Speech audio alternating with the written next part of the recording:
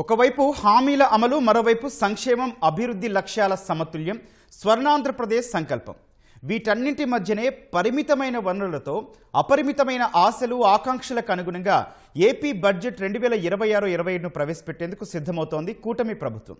పథకాల అమలు మాత్రమే కాదు, పెట్టుబడుల ఆకర్షణ, ఉద్యోగాల కల్పన, అప్పుల భారాన్ని కాచుకోవడం, మౌలిక వసతుల విస్తరణ, ఇట్లా ఎన్నో ప్రాధాన్యాల మధ్య వస్తున్న ఈ ప్రభుత్వం 3వ వార్షిక బడ్జెట్ ఎలా ఉండబోతోంది? సుమారు 3.46 లక్షల కోట్ల అంచనాలతో ఉండొచ్చని చెబుతున్న ఈ బడ్జెట్ కేవలం అంకెల కూర్పేనా, లేక ఆర్థిక దిశానిర్దేశమా? అవసరాలు పెరుగుతున్నాయి సరే, తగినట్లు ఆదాయాన్ని ఎలా సమకూర్చుకుంటారు? రాష్ట్ర ఆర్థిక పరిస్థితి ఎలా ఉంది? ఆర్థిక క్రమశిక్షణ, ప్రగతి, పురోగతిపై నిపుణులు ఏమంటున్నారు? ఇదే మన ప్రీ బడ్జెట్ స్పెషల్ డిబేట్. ఈరోజు చర్చలో పాల్గొంటున్న వారు పాతూరి నాగభూషణం గారు, AP BJP media incharge, Vijayawada నుంచి. అట్లాగే డాక్టర్ రామరాజు శ్రీనివాస్ గారు, ఏపీ టాక్స్ బార్ అసోసియేషన్ అధ్యక్షులు, గుంటూరు నుంచి. జయంత్ ఉప్పులూరి గారు, సిఏ అసోసియేషన్ ఉపాధ్యక్షులు, విజయవాడ నుంచి. నమస్తే అండి ముగ్గురికి. నమస్తే సార్. ముందుగా నాగభూషణం గారు, మరి కొద్దిసేపట్లోనే దాదాపు 3.46 లక్షల కోట్లతో రాష్ట్ర బడ్జెట్ అంటున్నారు. ఈసారి కూటమి ప్రభుత్వం ప్రాధాన్యాలు ఎలా ఉండబోతున్నాయండి? నమస్కారం మన గౌతమ్ గారు, అదేవిధంగా శ్రీనివాస్ గారికి, జయంత్ గారికి, ఈటీవీ ప్రేక్షకులందరికీ కూడా నమస్కారాలు తెలియజేస్తూ, ఈ సంవత్సరం ఈ బడ్జెట్ 26-27 అనేది ఒక జంక్షన్ లాంటిది మనకి. అంటే చెప్పాలంటే అభివృద్ధికి, అరాచకానికి, అదేవిధంగా సంక్షేమానికి, సంక్షోభానికి ఇది ఒక యుద్ధం లాంటిది. అంటే పాయింట్స్ ఎందుకు చెప్తున్నానంటే, గత 5 సంవత్సరాలు అంటే 2019 నుంచి 24 వరకు ఈ రాష్ట్రంలో అసలు అభివృద్ధి అనేది మర్చిపోయి మేము ఏదో బటన్ నొక్కుతున్నాం అనే ఒక ప్రజల్ని ఒక గాలిలో చూపించి వాళ్ళ యొక్క ఆలోచన విధానాన్ని, ఇక రాష్ట్రం అంతా కూడా ఇలా అప్పులు చేసుకుంటూ వెళ్తే మేమంతా మీరు ప్రశాంతంగా ఉంటారని చెప్పటం, దాని ఎఫెక్టు ఇప్పుడు 24 నుంచి మొదలు పెట్టడం జరిగింది. అదేవిధంగా సంక్షేమం, ఆయన సంక్షేమం చేయటం అంటే మనం పేద ప్రజలకు కానీ, మధ్యతరగతి వారికి కానీ, వాడికి ఒక వ్యవసాయ రంగంలో ఉంటే వాళ్ళకి ఇన్పుట్ సబ్సిడీలు ఇవ్వటం, లేదా ఓల్డ్ ఏజ్లో ఉన్న వాళ్ళకి పెన్షన్లు ఇవ్వటం, లేదా చదువుకునే వాళ్ళకి కావాల్సిన కాలేజీలు కడతాం, ఈ కార్యక్రమాలు చేయాలి. గత 5 సంవత్సరాల ఎఫెక్టు మనకి ఇప్పుడు అది అనుభవిస్తూ ఉన్నాం. ఈ రోజున రాష్ట్రంలో మనకి ఎప్పుడు ఏపీ అంటే నెంబర్ 1 ఉండే పరిస్థితి నుంచి ఇవాళ అప్పులు చేసుకునే పరిస్థితి ఎందుకు రావడం జరిగిందంటే, 2014 నుంచి 19 మంది విడిపోయిన తర్వాత ఆ రోజు కూడా బీజేపీ, తెలుగుదేశం ప్రభుత్వాలు కొత్త రాజధాని, కొత్త ఆశలతో కొత్త కాపురాన్ని మొదలుపెట్టి మనం చేయటం మొదలుపెట్టిన తర్వాత అదే కంటిన్యూ అయి ఉంటే చాలా బాగుండేది. మధ్యలో 3 రాజధానులు అని చెప్పి ఒక గేమ్ ఆడటం వల్ల ఈ రాష్ట్రం యొక్క ఆర్థికంగా కుంటుపట్టడం జరిగింది. అభివృద్ధి అనేది లేదు. ఒక్క ఇండస్ట్రీ పెట్టేవాళ్ళు కూడా ఇక్కడికి వచ్చి పెట్టాలంటే భయపడిపోయే స్థాయికి వచ్చేసారు. అంటే ఇండస్ట్రీ వాళ్ళు ఎందుకు అంటున్నారంటే, వ్యవసాయదారులు ఈ ఊరు వదిలి పాలిపోలేరు. ఎందుకంటే వాళ్ళకి భూములు ఉంటాయి, వ్యవసాయం చేసుకోవాల్సిందే చనిపోయేంతవరకు. ఒక ఇండస్ట్రీ అతను ఉన్న ఇండస్ట్రీని అమ్ముకోనని వెళ్తాడు, లేదా క్లోజ్ చేస్తాడు తాళాలేసి, కొత్త వాళ్ళు రాని పరిస్థితి. ఇప్పుడు ఈ బడ్జెట్లో ముఖ్యంగా మనం చేయాల్సింది ఏంటంటే, మన రాష్ట్రం వ్యవసాయ ఆధారిత రాష్ట్రం. ఇంతకుముందు ఉమ్మడి రాష్ట్రం ఉండగా మనకి హైదరాబాదు ఉండటం వల్ల ఐటీ కావచ్చు, ఇండస్ట్రీ అంటే అక్కడ ఇండస్ట్రీ అంటే గత 40 ఇయర్స్లో డిఆర్డీ అవ్వచ్చు, డిఎంఆర్ఎల్ అవ్వచ్చు, హెచ్ఏఎల్, బిహెచ్ఏల్, ఈసీఎల్ చాలా ఇండస్ట్రీస్ అక్కడ ఉండటం. అప్పుడు చంద్రబాబు గారు ఉన్నప్పుడు ఐటీ రావటం, అదంతా అక్కడ కలిసి వచ్చింది. ఇక్కడ మనకి విశాఖపట్నం ఉంది కానీ మనకి ఐటీ అంతా లేదు. కానీ మనకు మెయిన్ 90% అగ్రికల్చర్ మీద ఆధారపడిన ఇప్పుడు ఈ కూటమి ప్రభుత్వం ఈ యొక్క సిస్టంలో అగ్రికల్చర్ని, యానిమల్ హస్బెండరీని, చేతి వృత్తులు కనుక ప్రోత్సహించగలిగితే మనం ఈ బడ్జెట్లో సక్సెస్ అవుతామండి. రైట్ అండి నాగభూషణం గారు. రైట్. శ్రీనివాస్ గారు, సాధారణంగా మనం అందరం చూస్తుంటాం, ఇంటి బడ్జెట్ అంటేనే రకరకాల లెక్కలు ఉంటూ ఉంటాయి. ఎన్ని లెక్కలు వేసుకున్నా ఎక్కడో చోట ఏదో బ్యాలెన్స్ ఉంటూనే ఉంటుంది. సో అట్లాంటిది రాష్ట్రానికి సంబంధించిన మరి వార్షిక బడ్జెట్ అంటే అది ఇన్ని లక్షల కోట్లతో, ఈ సన్నద్ధత ఎట్లా ఉంటుందండి? అందరికీ నమస్కారం అండి. నాతో పాటు ఈ చర్చలో పాల్గొన్న అందరికీ నమస్కారం. ఈటీవీ ప్రేక్షకులు, యాక్చువల్గా మీరు అన్నట్లు ఇంటి బడ్జెట్ అంటేనే అనేక రకాలుగా చాలా ఎస్టిమేషన్స్, ఇంట్లో పిల్లల యాస్పిరేషన్స్ ఇలాంటివి ఎట్లయితే మనం కన్సిడర్ చేస్తామో, రాష్ట్ర బడ్జెట్లో కూడా ప్రజల యొక్క భావాలకు తగ్గట్టుగా వారి ఊహలకి జనరల్గా ఇప్పుడు గత సంవత్సరాలుగా మనం చూస్తున్నది ఏంటంటే ఫ్రీ బీజులకు అలవాటు పడిపోయాము. వాటిని తగ్గించడానికి ఆస్కారం లేనటువంటి పరిస్థితి. వాటిని ఖచ్చితంగా అమలు చేయాల్సిన బాధ్యత వస్తున్న ప్రభుత్వాల మీద ఉంటుంది. కాబట్టి ఇవన్నిటినీ కూడా కన్సిడర్ చేసుకోవాలి. మరి వీటికి ఆదాయం ఎక్కడి నుంచి తీసుకురావాలి? మనం విడిపోయిన తర్వాత మనం కొన్ని ఇబ్బందులు పడ్డాము, ఆదాయం తగ్గింది, దాన్ని ఎలా రీకూప్ చేసుకోవాలి అనేది చాలా పెద్ద బాధ్యత. ఇదంతా కూడా ఈ ఫైనాన్స్ డిపార్ట్మెంట్ వారు, మంత్రివర్గ సహచరులు అందరూ కలిసి దీన్ని ఏ రకంగా మనం ముందుకు తీసుకెళ్తే ఇప్పుడు ఉన్న పరిస్థితుల్లో మనం బాగు చేయగలుగుతాము అని ఒక సమగ్రమైన ప్రణాళికతో చాలా ఆలోచిస్తారండి అన్ని రంగాలలో. అంటే అటు ఎక్స్పెండిచర్ రంగంలో కానీ, ఇటు ఆదాయ వనరుల్లో కానీ ఎలా పెంచాలి, ఎలా మనం దీన్ని హైప్ చేయగలుగుతాము. ఇప్పుడు మనం చూస్తున్నాము జిఎస్టీ ఉంది. జిఎస్టీలో కొంత 3,000 కోట్లు 4,000 కోట్ల కంటే నెలకు రావట్లేదు. దీన్ని ఎలా పెంచవచ్చు? స్ట్రీట్ సర్వేలా, లేకపోతే ఇంకా వ్యాపారస్తుల్ని ఈ టార్గెట్లోకి తీసుకురావటమా, ఇలాంటివే. అలానే రిజిస్ట్రేషన్స్ కొంచెం మనం వాల్యూస్ పెంచి అలా వివిధ రంగాలు ఆదాయ వనరులు అన్నింటిలో కూడాను ఏ రకంగా మనము తీసుకురాగలుగుతాము ఆదాయాన్ని. ఈ ఆదాయాన్ని తెచ్చిన దాన్ని సక్రమంగా ఎలా అంటే మళ్ళీ ఇన్ఫ్రాస్ట్రక్చర్కి కొంత మనం ఇన్వెస్ట్ చేయాలి. ఆ ఇన్ఫ్రాస్ట్రక్చర్కి ఇన్వెస్ట్ చేసుకుంటూ మళ్ళీ సంక్షేమ పథకాలను కూడా అమలు చేయాలి. ఇది ఒక పెద్ద గొప్ప బాధ్యత. ఈ బాధ్యతని ఏ చిన్న పొరపాటు జరిగినా కూడా అది అటు ప్రజల్లో అసంతృప్తి వస్తుంది, తర్వాత అధికారుల్లో ఒక అసంతృప్తి పెరుగుతుంది, వ్యాపార వర్గాల్లో ఒక అసంతృప్తి పెరుగుతుంది. కాబట్టి ఇది ఒక యాక్చువల్గా ఇంతకుముందు ఏంటంటే మనం పన్ను రేట్లు తగ్గించడం పెంచడం అది ఉండేది. అయితే 2017 నుంచి మనకు అది లేకుండా పోయింది. అది కేంద్ర ప్రభుత్వమే చేసుకుంటుంది. జిఎస్టీలో మనం చేయగలిగింది ఏమి ఉండదు. కాబట్టి ఈ రేట్లు తగ్గించడం, రేట్ ఆఫ్ ట్యాక్స్లు తగ్గించడం అనేది మన చేతుల్లో లేదు ఇప్పుడు ప్రజెంట్. కాబట్టి ఆ రేట్లు తగ్గించినా రేట్లు పెంచినా కేంద్ర ప్రభుత్వం చేస్తున్నది మన రాష్ట్రం మీద ఎటువంటి ప్రభావం చూపిస్తోంది ఆ ట్యాక్స్ రేట్లు తగ్గించడం వల్ల. ఇవన్నీ కూడా మనం కన్సిడర్ చేసుకోవాలి. అంటే మన మేజర్ ప్రోడక్ట్స్కి కనుక రేటు తగ్గిందనుకోండి, ట్యాక్స్ రేటు, మనకు ఆదాయం పడిపోతుంది. అట్లా కాబట్టి ఇన్ని కష్టాల మధ్య బడ్జెట్ని మనము ప్రిపేర్ చేయాల్సి ఉంటుంది. ఇది ఒక పెద్ద బాధ్యత ఆర్థిక శాఖకి, ఆర్థిక మంత్రి గారికి. Right sir. జయంత్ గారు, కూటమి ప్రభుత్వం 2 ప్రాధాన్యాలైతే చాలా స్పష్టంగా కనిపిస్తున్నాయి. ఒకటి సంక్షేమం, ఇంకోటి అభివృద్ధి. అయితే వాటికి కావాల్సిన నిధులు ఎలా సమీకరించుకుంటారనేది అందరిలో ఉన్న ప్రశ్న. ఎలా అండి, మీ అనాలిసిస్ ఏంటి? ముందుగా నాగభూషణం గారికి, శ్రీనివాస్ గారికి నమస్కారాలండి. ఇక్కడ ఇప్పుడు ఈ ప్రశ్నలో సంక్షేమం, అభివృద్ధి ఈ రెండు కూడా మేము 2 కళ్ళులాగానే చూడాలండి. ఎందుకంటే సంక్షేమం కావాలి, అభివృద్ధి కావాలి. అభివృద్ధి లేకపోతే ఫ్యూచర్లో సంక్షేమం ఇవ్వలేము. అలాగే ఇప్పుడు మనకు ప్రశ్నలో దీనివల్ల ఎలాగ మనకి సంక్షేమం మీట్ అవ్వాలంటే మనం ఎలాగ దీన్ని సోర్సెస్ ఆఫ్ రెవెన్యూ ఎలా చేసుకోవాలి అంటే ముందుగా మనకు కనిపిస్తుందంటే పన్నులండి. జిఎస్టీ వచ్చిన తర్వాత ప్రతి నెల, ప్రతి సంవత్సరం, year on year, month on month GST collection grow అవుతూనే ఉందండి. అలాగే వేరే ట్యాక్సెస్, మన రిజిస్ట్రేషన్ ఛార్జీలు పెంచడం జరిగింది.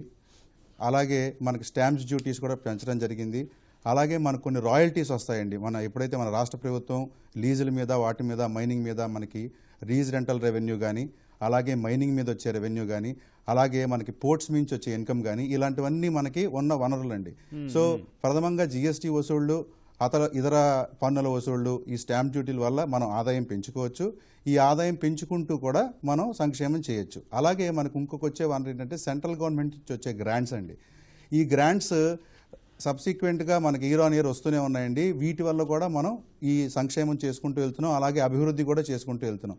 ఇవన్నీ కాకుండా కూడా మనం ఏదైతే మన రాష్ట్ర ప్రభుత్వం ఉందో, ఈ రాష్ట్ర ప్రభుత్వం కొంత లోన్స్కి వెళ్తుందండి అవతలకి. అది వరల్డ్ బ్యాంకుకి కావచ్చు, లేకపోతే అదర్ బ్యాంకుల దగ్గరికి లోన్స్కి వెళ్తుంది. ఈ రాష్ట్ర ప్రభుత్వం ఏం చూసుకోవాలంటే మనకి ఏదైతే లోన్స్కి వెళ్తున్నామో అది ఇంట్రెస్ట్ తక్కువగా ఉన్న లోన్కి వెళ్తే ఆ ఇంట్రెస్ట్ మనం కట్టేది తగ్గుతుంది. కాబట్టి that can be utilised same in distribution for needy people అండి.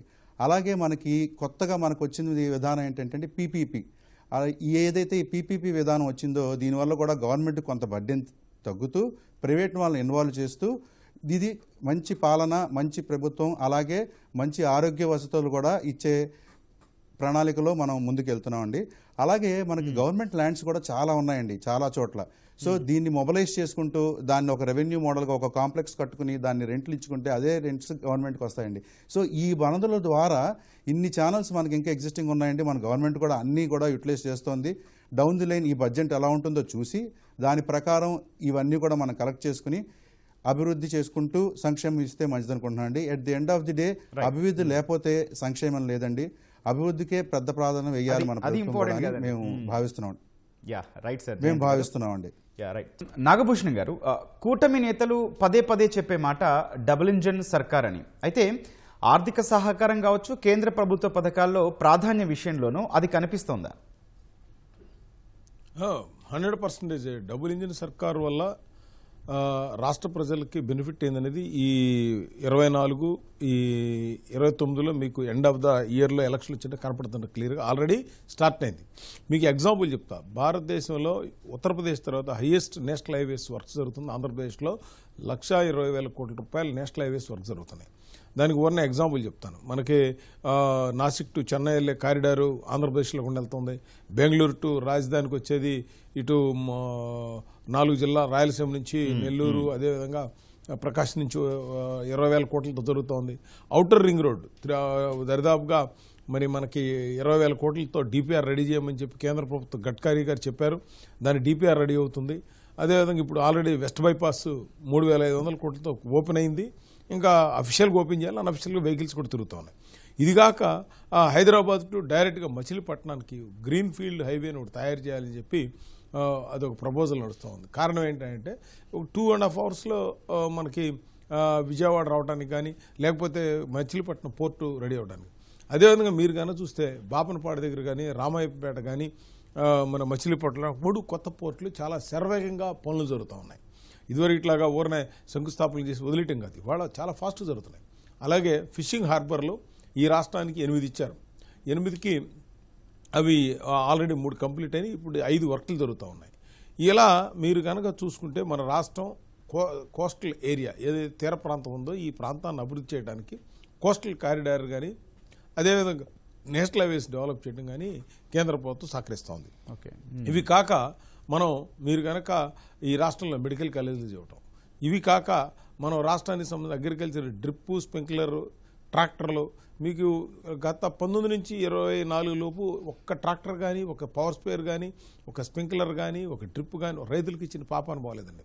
ఇవాళ అందరికీ కూడా ఈ కూటమి చంద్రబాబు గారు అవ్వచ్చు, అక్కడి నుంచి మోడీ గారు చేస్తున్న, నిర్మలా సీతారామన్ గారు చేస్తున్న సపోర్ట్, ఇక్కడ పవన్ కళ్యాణ్ గారు కానీ, బీజేపీకి సంబంధించి ప్రతి ఒక్కళ్ళు కూడా ఎంపీలు కానీ, ఇక్కడ తెలుగుదేశం ఎంపీలు, జనసేన ఎంపీలు అందరూ, లోకేష్ గారు కూడా ఈ రాష్ట్రం యొక్క అభివృద్ధిని డబుల్ ఇంజిన్ సర్కార్ అంటే 29 నాటికి అమరావతిని కంప్లీట్ చేసి చూపించాలి, పోలవరం కంప్లీట్ చేసి చూపించాలి. ఈ బడ్జెట్లో మనకు ఉన్నటువంటి ఛాలెంజ్ ఏంటంటే పోలవరం ఎట్టాకు కేంద్ర ప్రభుత్వం పూర్తిగా అది దాని మీద టేకప్ చేసి 27 మార్చి ఏప్రిల్ కల్లా దాన్ని వాటర్ వదలాలనేది లెఫ్ట్ కెనాల్కి. ఆ లెఫ్ట్ కెనాల్ వల్ల ఆ వాటర్ వల్ల ఉపయోగం ఏంటంటే మీరు కనుక చూస్తే data centre, Google data centre, అక్కడ దానికి వాటర్ కావాలి. అదేవిధంగా అక్కడ 900 మెగావాట్స్ పవర్ కూడా జనరేట్ అవుతుంది పోలవరం నుంచి. మనకు అక్కడ కూడా 24 అవర్స్ ఎక్కడ ఇన్‌ఇంటరప్టెడ్గా కంటిన్యూగా పవర్ ఇవ్వాల్సిన అవసరం ఉంది డేటా సెంటర్. అక్కడ ఐటీలు కూడా బాగా డెవలప్ అవుతున్నాయి. ఆ విధంగా రైట్ అండ్ లెఫ్ట్ కెనాల్ పూర్తి చేసి, అదేవిధంగా కేంద్ర ప్రభుత్వానికి ఒక ప్రపోజల్ కూడా పెట్టడం జరిగింది చంద్రబాబు నాయుడు గారు. ఏంటంటే పోలవరం రైట్ కెనాల్ నుంచి విజయవాడ దగ్గర ఉన్నటువంటి ఇబ్రహీంపట్నం వాటర్ గ్రావిటీ ఫ్లో తీసుకొచ్చి అక్కడి నుంచి మన నల్లమడ అడవుల దగ్గర, బొల్లాపల్లి దగ్గర అక్కడ ఒక పెద్ద రిజర్వాయర్, నల్లమడ రిజర్వాయర్లో వాటర్ నింపి అక్కడి నుంచి ప్రకాశం జిల్లా, నెల్లూరు జిల్లా, కృష్ణా పైనుంచి ఏదైతే గుంటూరు జిల్లాకి ఏదైతే రైట్ కెనాల్ మీద ఆధారపడిందో, నాగార్ సాగర్ ఆధారపడిందో, ఫ్యూచర్లో మనకి ఎప్పుడైనా సరే కృష్ణా వాటర్ తగ్గినా కూడా, వర్షాలు పడపోయినా కూడా ఈ కెనాల్ ద్వారా తీసుకువెళ్ళి ఈ 3 జిల్లాలని డెవలప్ చేయాలి, అక్కడ ఇండస్ట్రీస్ని కూడా ముందుకు తీసుకురావాలనే ఆలోచనతోనే జరుగుతూ ఉంది. At the same time airports వాళ్ళ విజయవాడ ఎయిర్పోర్ట్ వాళ్ళ ఇంటర్నేషనల్ నెక్స్ట్ జూలైకి, ఈ సంవత్సరం జూలైకి ఓపెన్ అవుతుంది. భోగాపురం అది కూడా చాలా ఫాస్ట్గా జరుగుతుంది. జిఎంఆర్ గారు చాలా బాగా చేస్తా ఉన్నారు. ఈ ఎయిర్పోర్ట్లు కూడా పూర్తి అయితే మనకు ఆల్రెడీ తిరుపతి ఇంటర్నేషనల్ చేశారు, రాజమండ్రి ఉంది, సో కడప ఉంది, కర్నూలు ఉంది. మన ఆంధ్రప్రదేశ్కు ఉన్న ఎయిర్పోర్ట్స్ మనకున్నటువంటి ఫీజిబిలిటీస్ కానీ మనకున్న అవకాశాలు వేరే రాష్ట్రానికి లేదు. దీన్ని అందిపుచ్చుకోవడానికి కేంద్ర ప్రభుత్వం రాష్ట్ర ప్రభుత్వాలు కలిసి పనిచేస్తున్నాయి. దిస్ ద డబుల్ ఇంజన్ సర్కార్ అండి. ఎస్, రైట్ అండి. శ్రీనివాస్ గారు, సంక్షేమం విషయానికి వస్తే దానికి ఎట్లాగూ ప్రభుత్వం కావాల్సిన కేటాయింపులే చేస్తుంది. అయితే రాష్ట్ర బడ్జెట్ నుంచి పరిశ్రమ వర్గాలు, యువత ఏం కోరుకుంటున్నాయి? ఖచ్చితంగా అండి. ఇక్కడ మనకు స్మాల్ అండ్ మీడియం ఎంటర్ప్రెన్యూర్స్ సబ్సిడీల కోసం బాగా ఎదురు చూస్తాం జరుగుతోంది. వాళ్ళకి ఇప్పుడు మన గుంటూరు జిల్లాలో కాటన్ ఇండస్ట్రీ ఉంది, పూర్తిగా కొలాప్స్ అయిన పరిస్థితి ఉంది. ఎందుకంటే వాళ్ళకి ఇన్ టైంలో సబ్సిడీలు అందట్లేదు, రావాల్సిన గవర్నమెంట్ నుంచి రావాల్సిన సపోర్ట్ అందట్లేదు. దాంతో ఇండస్ట్రీస్ మూతపడిపోతున్నాయి. అన్ని బ్యాంక్ లోన్స్ ఎన్పిఏలు అయిపోయి వాళ్ళు వేలానికి వచ్చి అంత గందరగోళం పరిస్థితి. దానివల్ల ఏమవుతుందంటే దాని మీద ఆధారపడి ఉన్న లేబరు ఇబ్బంది పడిపోతున్నారు. అలానే ఎప్పుడైతే కాటన్ క్రాప్ కూడా ఆగిపోతుంది, దాంతో రైతులకి ఆల్టర్నేటివ్ క్రాప్లోకి వెళ్లాల్సి వస్తున్నారు. కాబట్టి ఇండస్ట్రీస్ని ఆదుకుంటానికి ముఖ్యంగా పవర్ సబ్సిడీ కానీ, లేకపోతే ఇంట్రెస్ట్ సబ్సిడీ కానీ, జిఎస్టీ సబ్సిడీలు, ఇలాంటివన్నీ కూడా ఇమ్మీడియట్గా వాళ్ళకి ఆపకుండా ఇస్తూ ఉన్నట్లయితేనే ఇండస్ట్రీస్ బతకగలుగుతాయి. అలాంటప్పుడు మాత్రమే వాళ్ళు వేరే వాళ్ళకి ఉపాధి కల్పించగలరు. శ్రీనివాస్ గారు, ఒక చిన్న పాయింట్ అండి. కానీ ఇండస్ట్రీస్కి భూములు కేటాయిస్తేనే విమర్శలు వస్తున్న పరిస్థితి, కానీ దాని గురించి పెద్ద చర్చకు దారితీస్తున్నారు కదా. నేను చెప్తున్నానండి. అంటే ఫస్ట్ అసలు మనం ఆల్రెడీ ఎస్టాబ్లిష్డ్ ఇండస్ట్రీస్ని బతికించాలి. నేను భూములు కేటాయింపు తప్పని అనము, వాళ్ళని తీసుకురావాలి, దాని నుంచి ఇక్కడ యువతకి ఉపాధి కల్పించాలి. ఆ భూములు ఇచ్చేటప్పుడు కొన్ని కండిషన్స్ పెట్టేసేసి అవి లాంగ్ రన్లో అవి డెవలప్ అవుతాయి, వాటి నుంచి ట్యాక్సెస్ వస్తాయి, దాని నుంచి ఉపాధి పెరుగుతుంది. కానీ ఉన్న ఇండస్ట్రీస్ని కూడా కాపాడుకోవాల్సిన బాధ్యత మన మీద ఉంది కదా. ఉన్న ఇండస్ట్రీస్ అన్నింటినీ పోగొట్టుకునేసేసి కొత్త ఇండస్ట్రీస్ని తెస్తుంటే ఇంకా అది దాని నుంచి ఫలితం ఉండదు. కాబట్టి ఇవాళ నలిగిపోతున్న ఇండస్ట్రీస్ని, స్మాల్ స్కేల్ ఇండస్ట్రీస్ని ముందు, ఎందుకంటే స్మాల్స్ అండ్ మీడియం ఎంటర్ప్రెన్యూర్స్ వల్ల, ఇండస్ట్రీస్ వల్ల ఏంటంటే ఉపయోగం, ఇమ్మీడియట్గా ఉపాధి వస్తుంది. కన్స్ట్రక్షన్ అనేది చాలా త్వరగా అయిపోతాయి. అవి పెద్ద పెద్ద కంపెనీస్ అనుకోండి, వాటికి it is a long process. అలానే యువతకు వచ్చేసరికి ఏంటంటే మనం ఉపాధి కల్పించడం అనేది ముఖ్యంగా ఉంటుంది. అంటే వాడు డిగ్రీ చదివి బయటికి రాగానే వాడికి ఎటువంటి మార్గం మనం చూపిస్తే వాడు ఒక 10,000 5,000 వాడి ఊర్లో వాడు ఉండి సంపాదించుకోగలుగుతాడు అనేది మెయిన్ కాన్సెప్ట్ అండి. ఇప్పుడు ఆ P4లో కూడా దాన్ని ఒక పార్ట్ చేశాము. మేము కూడా దాంట్లో టైఅప్ అయ్యి మొన్న MOU అయ్యాము. బీకామ్ అట్లా చదివిన స్టూడెంట్స్కి GSTని మీద ట్రైనింగ్ ఇస్తున్నాం అనమాట. అలా వాడేంటే ఆ GST ట్రైనింగ్తో ఏదో ఒక షాప్లోనో లేకపోతే ఒక ఆడిటర్ దగ్గర ఇంకెక్కడో చోట పని చేసుకుని ఒక 5,000 10,000 సంపాదించుకుంటాడు. గవర్నమెంట్ ఇస్తామన్న ఏదో 1,000 2,000 వాటి కోసం ఎదురు చూడకుండా ఇలా చేయాల్సిన అవసరం ఉంది. యువతని ఇమ్మీడియట్గా, అంటే గ్రాడ్యుయేషన్ అయిపోగానేనో వాడి చదువు అయిపోగానేనో ఒక ఉపాధి కల్పించే మార్గాలు ఈ బడ్జెట్లోనన్నా ఉంటే బాగుంటుంది. అలా ఉంటేనే వాళ్ళకి ఉపయోగకరంగా కూడా పెంచాల్సిన అవసరం కూడా, అది నా భావన. అది నేను వాడి డిగ్రీ అయిపోగానే వాడికి ఆ స్కిల్ డెవలప్మెంట్లో ఏదో ఒక ట్రైనింగ్ వాడికి ఇష్టమైన దాంట్లో మనం చేర్పించే కనుక అతనికి నేర్పిస్తే అప్పుడు ఆ ఫీల్డ్లో అతను ముందుకు వెళ్ళగలుగుతాడు. అంతేగాని ఏదో గవర్నమెంట్ ఉద్యోగం వస్తుందనో లేకపోతే వాడికి 1,000 ఇద్దాము, ఉపాధి ఏదో హామీ కింద 2,000 ఇద్దాము అంటే అది కాదు. అతను నెల కొంత అమౌంట్ సంపాదించుకునేటువంటి ఆ స్కిల్ని డెవలప్ చేయాలి, దాని ఏజెన్సీస్ని డెవలప్ చేయాలి. అలాంటప్పుడే వాళ్ళకి భవిత ఉంటుంది. అది రైట్ అండి. జయంతి గారు, కేంద్ర పన్నుల్లో వాటా విషయానికి వస్తే 16వ ఆర్థిక సంఘం సిఫార్సులు అమలు చేస్తామని కేంద్రం ఇటీవలే ప్రకటించింది. ఆ ప్రకారం రాష్ట్రానికి వచ్చే వాటా తగ్గుతుందా పెరుగుతుందా అండి? మంచి ప్రశ్న అండి. ఇది అందరిలో ఉండే ప్రశ్న. మనకి పెరుగుతుందా తగ్గుతుందా, తగ్గుతుందా పెరుగుతుందా అనేది. ఫస్ట్ అసలు దీన్ని ఎలా చూడాలంటే, దీన్ని ఎలా విశ్లేషించుకోవాలంటే, అసలు దీనికి ఎలా, what is the base line for giving this allotment. So దీన్ని ఎలా చేస్తారంటే, ఫస్ట్ మన పాపులేషన్ ఎంత, మన విస్తీర్ణం ఎంత, అలాగే అసలు మనకి ట్యాక్స్ కలెక్షన్ కెపాసిటీ ఎంత, అలాగే మనకి ఇన్కమ్ డెఫిసిట్ ఎంత ఉంది, మనం ఎక్కడి నుంచి తెచ్చుకోగలం, మనకు వనరులు ఎలా ఉన్నాయి, ఇవన్నీ కన్సిడరేషన్స్ ఉంటాయండి. నేను ఇప్పుడు చెప్పింది ఒక 4-5 ఇలాంటి ఒక 20-30 కన్సిడరేషన్స్ తీసుకుని ఈ అలాట్మెంట్ జరుగుతుంది. సో ఎలా జరిగినా కూడా ఇది ఎక్కువ వచ్చిందా తక్కువ వచ్చిందా అనే మాట పక్కన పెడితే, సో ఈ సెంట్రల్ గవర్నమెంట్ ఎలా చూస్తుందంటే, ఒకవేళ కనుక నిజంగానే మనకి రెవెన్యూ లోటు బడ్జెట్ ఉన్నది, అంటే మనకి ఎక్స్పెండిచర్కి సరైన ఇన్కమ్ లేదు, అప్పుడు ఈ స్కీమ్స్ ద్వారా దీన్ని రీప్లేస్మెంట్ చేస్తుంది. ఏదైతే మనకి ఇందాక మాట్లాడుకున్నాం స్కిల్ డెవలప్మెంట్ అని చెప్పి శ్రీనివాస్ గారు చెప్పారు, ఆ స్కిల్ డెవలప్మెంట్ స్కీమ్స్ వల్ల ఈ మనం యువత అయితే ఉన్నారో వాళ్ళందరికీ ఉపాధి పెరిగి వాళ్ళకి ఇన్కమ్ జనరేట్ అవుతుంది. అలాగే దీన్ని మనం ఆ కొలమానంలో చూడాలి తప్ప మనకి ఎక్కువ వచ్చిందా తక్కువ వచ్చిందా అనే కొలమానంలో చూడకూడదు. ఇప్పుడు ఫర్ ఎగ్జాంపుల్ తమిళనాడు తీసుకున్నాం అనుకోండి, తమిళనాడుకి ఇండస్ట్రియల్ బాగా గ్రోత్ ఉన్నది, సో దానికి ఒక రకమైన అలాట్మెంట్ ఉంటుంది. అంటే వాటికి అలాట్మెంట్ ఉంటుంది, కానీ ఫ్రమ్ దిస్ పర్స్పెక్టివ్ స్కీమ్స్ వాటికి అప్లై చేసే వేరుంటుంది. అలాగే కర్ణాటక సర్వీస్ సెక్టర్ ఎక్కువ ఉంటుంది, సాఫ్ట్వేర్ ఎక్స్పోర్ట్స్ అన్నీ ఎక్కువ జరుగుతాయి. అలాగే కమింగ్ టు తెలంగాణకు ఒక రకంగా ఉంటుంది. అలాగే మన ఆంధ్రప్రదేశ్కి ఏదైతే వ్యవసాయ మీద బేస్ అయిన రాష్ట్రం కాబట్టి ఇప్పుడిప్పుడే సర్వీస్ సెక్టర్ గ్రో అవుతుంది కాబట్టి మన అలాట్మెంట్స్ మనకు ఉంటాయి. అలాగే ఏవైతే మనకి అలాట్మెంట్స్ లేవో దాని ప్లేసుల్లో ఈ సెంట్రల్ గవర్నమెంట్ స్కీమ్ డిప్లాయ్ చేస్తారండి. సో దీన్ని ఎక్కువ తక్కువ అనే కొలమానం కాకుండా ఎలా వచ్చింది, మనకి ఎంతవరకు అభివృద్ధి జరిగింది, ఎంతవరకు మనం సంక్షేమం ఇవ్వగలిగాము అనేది చూసుకోవడం అనేది ప్రధానం అండి. Yes, okay sir. నాగభూషణం గారు, ఒక కీలకమైన పాయింట్ మాట్లాడదాం. అమరావతి, పోలవరం ఇప్పుడు అందరి చూపు ఈ 2 మెగా ప్రాజెక్టుల వైపే. వీటి విషయంలో రాష్ట్రం ఏం చేస్తుందండి? అంటే కేంద్రం నుంచి ఎట్లాంటి సహకారం అందుతోంది? ఇది చాలా ఇంపార్టెంట్ అండి. మన టీవీ ద్వారా ప్రజలందరూ కూడా తెలియాలి.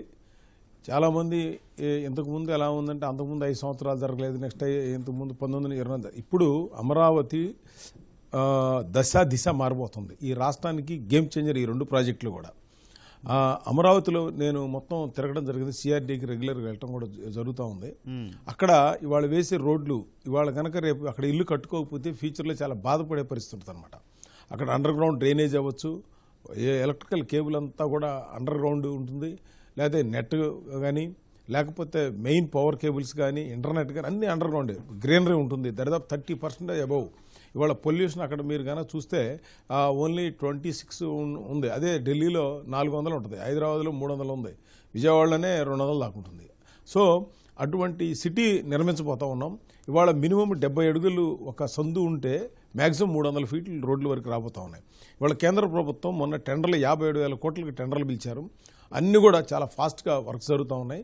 ఇంతకుముందు 15,000 కోట్లు ఖర్చు పెడితే అందులో ఒక 5,000 కోట్ల రూపాయలు వర్క్లంతా కూడా డ్యామేజ్ అయిపోయింది. ఎందుకంటే అప్పుడు ఉన్నట్టు ఆ నాయకులందరూ కూడా దాన్ని తవ్వుకెళ్ళిపోయారు, మట్టి తవ్వుకెళ్ళారు, కేబుల్స్ పట్టుకుపోయారు, ఇసుక దూసిపోయారు, మెటల్ తీసుకెళ్లారు, రోడ్లు కూడా దూపోయారు. అసలు దాన్ని మళ్ళీ ఇప్పుడు సరిచేసి రీబిల్డ్ చేయబోతూ ఉన్నారు. ఇప్పుడు అక్కడ ఉన్నటువంటి ఇన్ఫ్రా కేంద్ర ప్రభుత్వం ఎట్టి పరిస్థితుల్లోనూ ఇప్పుడు 57,000 కోట్లు కాక అక్కడ జరగబోయేది, అక్కడ ఎస్ఆర్ఎం యూనివర్సిటీకి మళ్ళా 100 ఎకరాస్ ఎక్స్ట్రా ఇచ్చి 50,000 స్టూడెంట్లు 2030కి రావాలని, అట్లాగే విట్టు, అదేవిధంగా ఎక్స్ఎల్ఆర్, బిట్స్ వాళ్ళు, మన బిర్లా వాళ్ళు, అదేవిధంగా అమృత వాళ్ళు, ఇవన్నీ కూడా పెద్ద పెద్ద యూనివర్సిటీలు ఒక 5 లక్షల స్టూడెంట్స్ నెక్స్ట్ 5 ఇయర్స్లో అక్కడికి చదవడానికి వస్తారండి, భారతదేశం మొత్తం నుంచి కూడా. ఇవి కాక పెద్ద పెద్ద హోటల్స్ కూడా అక్కడ కన్స్ట్రక్షన్ స్టార్ట్ అయినాయి.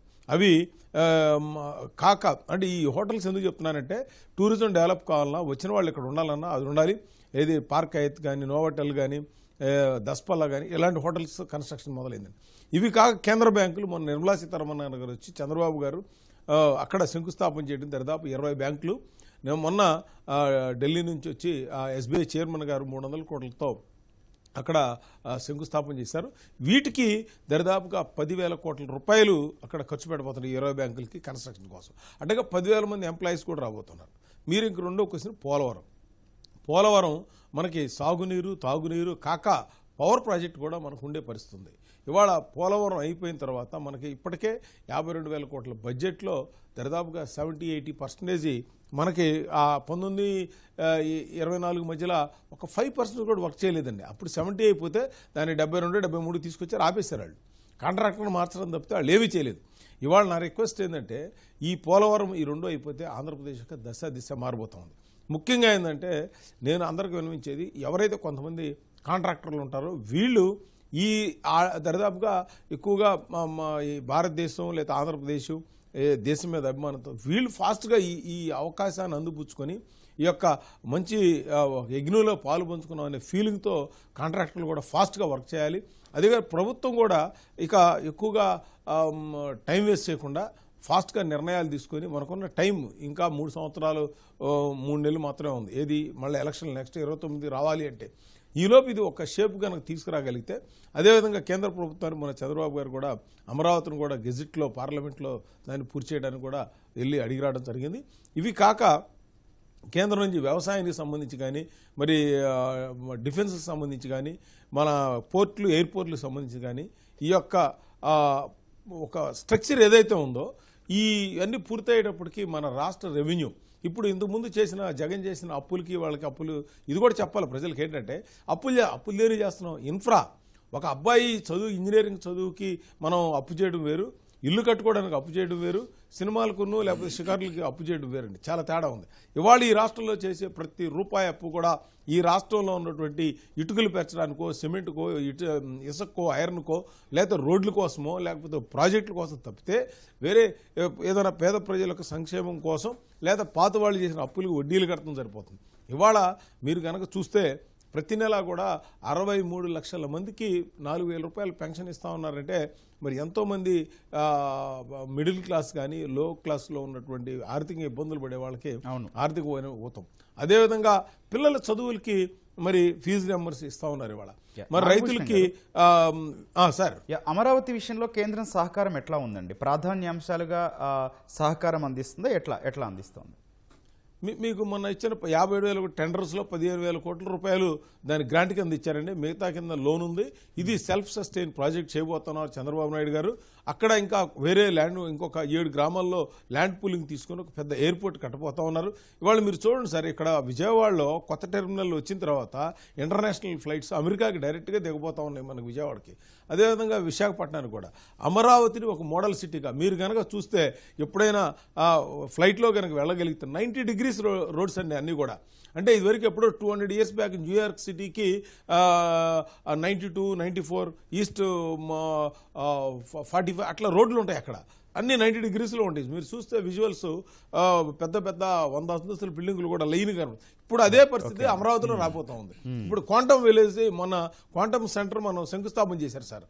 జితేంద్ర సింగ్ గారు, చంద్రబాబు నాయుడు గారు మొన్న వచ్చినప్పుడు చూస్తే మీరు అక్కడ దరిదాపుగా 10 లక్షల స్క్వేర్ ఫీట్ కదండి, కోటి స్క్వేర్ ఫీట్ అక్కడ అంటే అక్కడ 8.5 మిలియన్ స్క్వేర్ ఫీట్ కాక మళ్ళీ మిగతా ఎమ్యూనిటీస్తో కలుపుకుంటే 1 కోటి స్క్వేర్ ఫీట్ అక్కడ కట్టబోతున్నారు క్వాంటమ్ వ్యాలీ. ఇవాళ హైదరాబాద్లో ఏదే హైటెక్ సిటీ ఉందో దానికి తలదన్నే విధంగా క్వాంటమ్ సిటీ ఇక్కడ మిగతా కూడా ఐటీ కూడా రాబోతా ఉంది.